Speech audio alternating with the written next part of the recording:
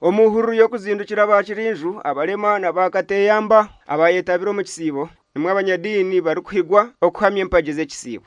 Amakulu agali mu kusiiba Katonda bwe yali atulambika mu mulimu guno yatugamba nti ekigendererwa ekikulu kwe kubeera ng'oboolyawo abantu baneddamu ne basobola okutya Katonda. Amakulu amakusika agali mu kino kwe kutya Katonda.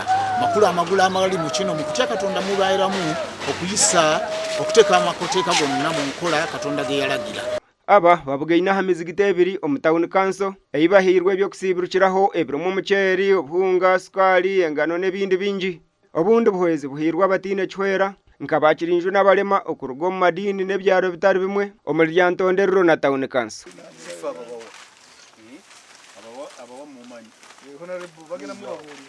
Tweyanzenge barakallahu fikum twebaza omubaka waffe Honorable Dolly okutulowozaako ng'abasiraamu.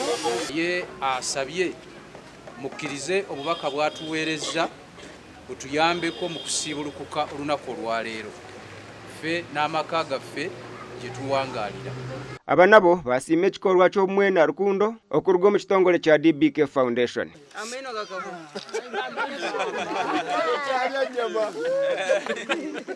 Twebaza mukekuri mwebale byona ebimukorera ihanga n'ihanga ndibamanyi hati nkaitwa abebembezi ebintu tureta tukabagarira kubasiima Nasiima mazima twasiimira kimwe twamukunda kandi takoze mu kwawula mu nganda kanti abasiraamu n'atari abasiraamu bonna bali mu kisiibo bonna kabajagurize wamu omwezi guno omutukuvu ogwa Ramadhan.